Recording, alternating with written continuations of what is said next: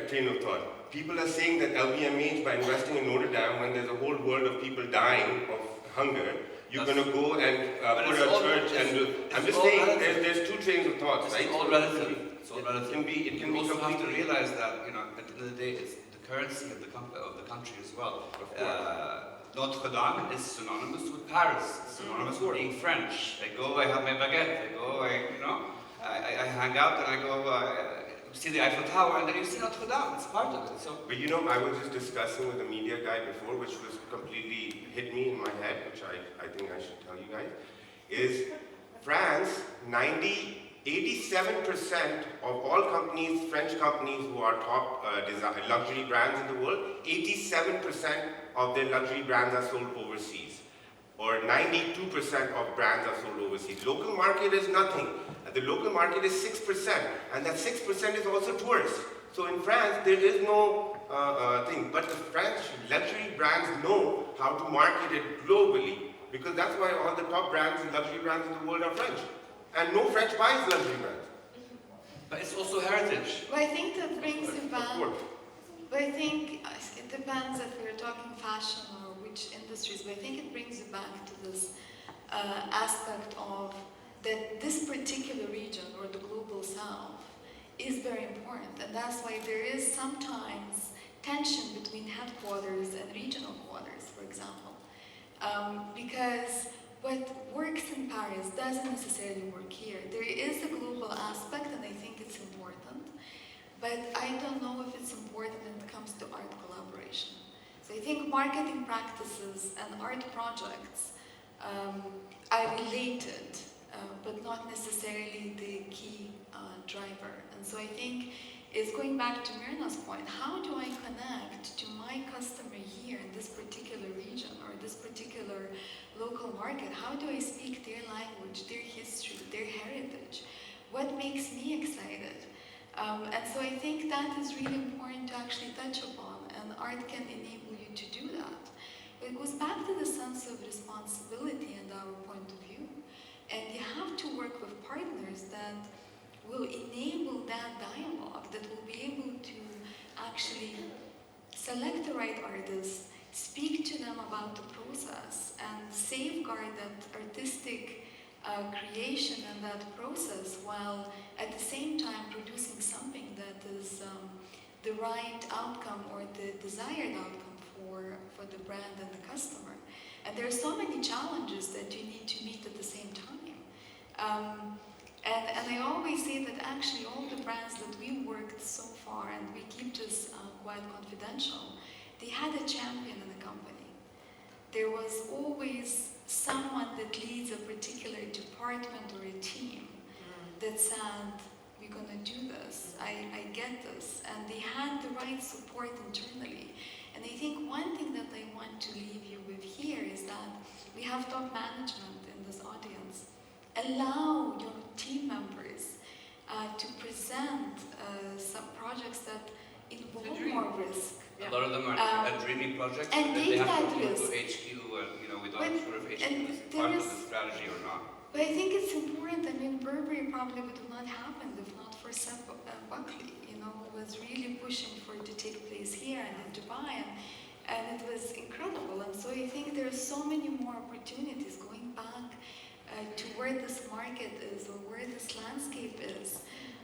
Sky is really the limit as to how much we could collaborate and write history of our own. I think brands that win that really support the homegrown talent rather than resort to something that's been done before. And going back to that responsibility, I mean, to be able to go to London, to Victoria and Albert Museum, and see a show on McQueen or Dior or a jewelry show at the Met, this is the type of history we need to be building. And this is the type of showcase experience in fashion that we should be bringing to this region. I don't think Dubai is excluded anymore from the global proposition of Paris, New York as a cosmopolitan city. And so it's really important that there is that connection between I think there's an important point here, Vilma, which is it's an allergy that I have. I'm all for, celebrating artists. So if, for example, I find, there's a big V&A show celebrating Toby, of course I'm going to be happy. And I'm going to feel proud, and I will feel a sense of ownership. He's ours, Exactly. But I didn't need the V&A to tell me that he's a good designer. So this is why we need, to celebrate our own locally first. It's got to start from here. And local institutions can absolutely. do that. And on the subject of responsibility, because I'd like to just close off on recommendations, going forward. I would love to see, sort of when you were saying earlier about, $5 and we can own a Picasso. How about $5 and can we rebuild, historic places? Notre Dame. Our own, Sure. Because if we're not going to do it, and if we're not going to No one's influence gonna our children with this sense of responsibility, nobody will. That's why we have to think on how to decentralize responsibility. Not only we are responsible on this stage, everyone in this room is responsible for the safekeeping and the community, art and culture, or wherever everyone is living. I know, but I'm very curious to know how you think It's already you examples. can convince. Andy Warhol was tokenized, and there is $8 million or $10 million.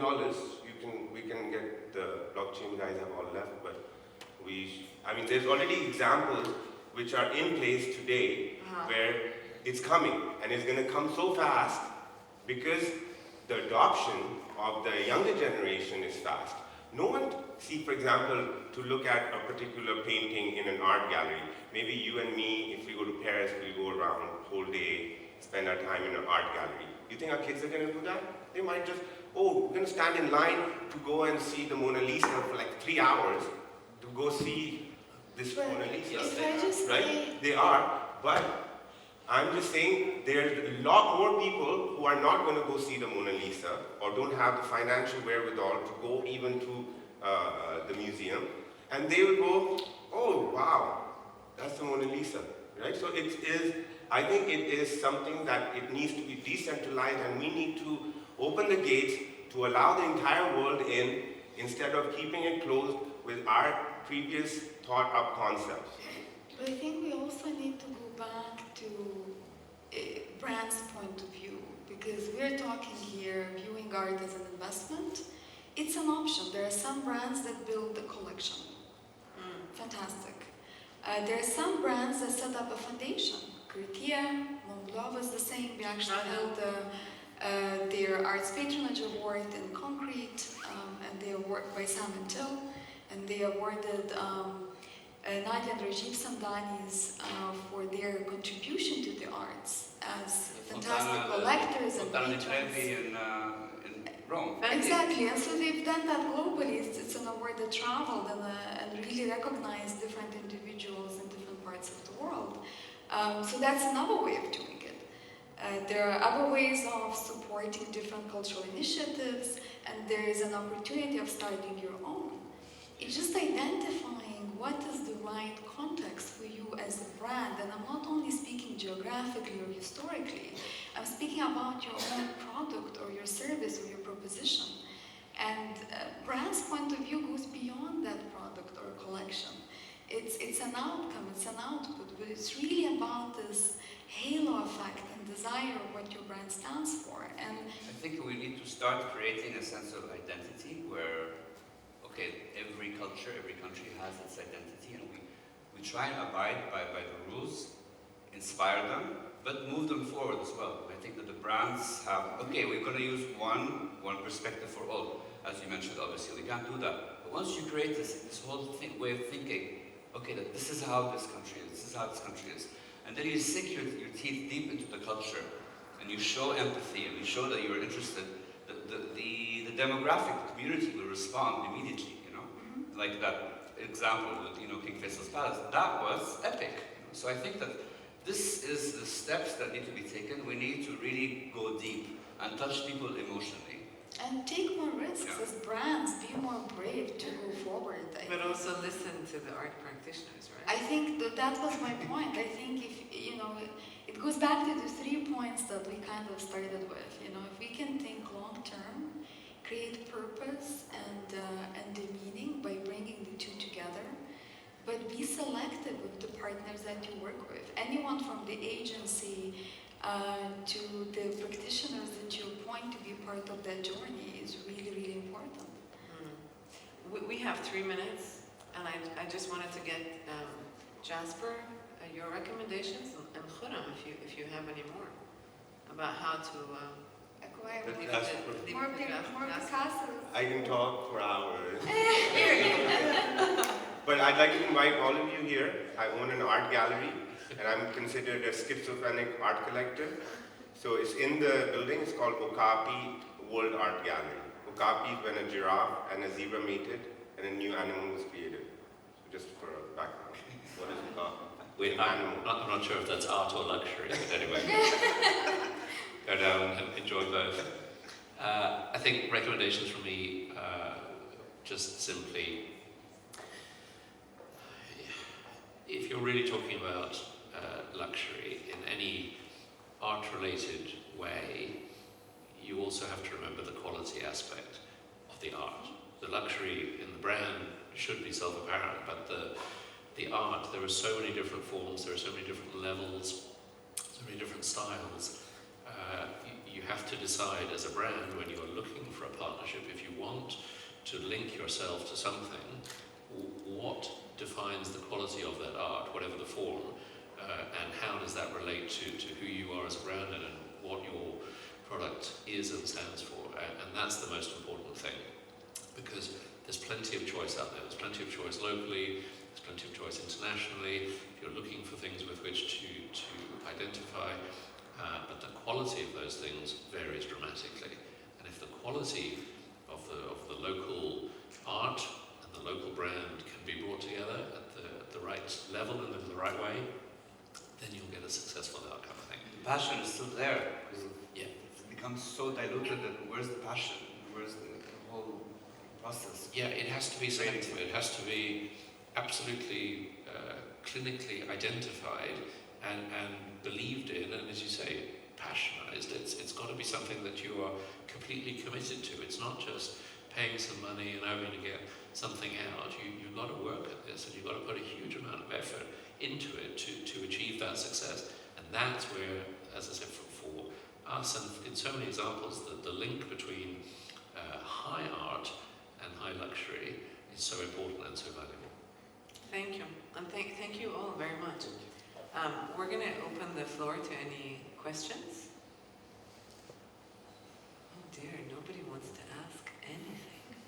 No one's interested in art.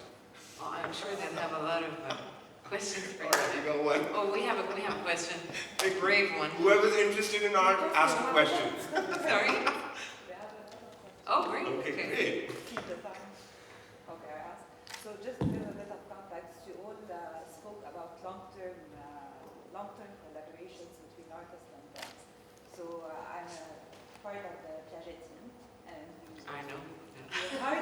we believe in art so much. It's part of our DNA, and we've been working in the region for quite a lot of time on developing art. However, we chose another route to not long-term collaborations. So whenever we're working with artists, we look for the shared value, as you mentioned, and we feel that you have a sense of responsibility, actually, to highlight artists that need highlighting, like small artists that we would push through the visibility of Piaget. We worked with Abdelrahman on short movies, we worked with Hatem Alakeel from Saudi, we worked with Lamia Gargash, and the list goes on.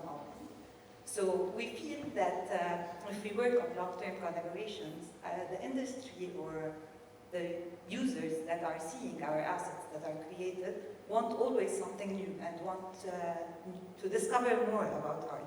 So what we chose is to do short-term collaborations to highlight this artist, and they would remain as part of the friends of the brand, and they will continue our relationship, but not under the spotlight. So why were you always mentioning long-term collaborations in all your discussions? You all started with the same thing. If I may add that, at least from my perspective, is creating actual products is the key. You launch this concept and then you create a product. You know, this product remains in Piaget, and it goes globally.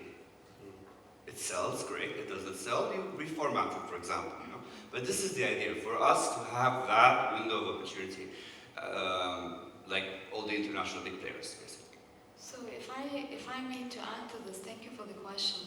I think I was speaking about it from a sarcasm point of view. So for example, I think as thinking long term in terms of the project itself. Because it connects back to everything, and that is built through programs, through short-term events, through dinners, different type of connecting points with your client. But the thinking must be long-term, because if you commission an artist for a one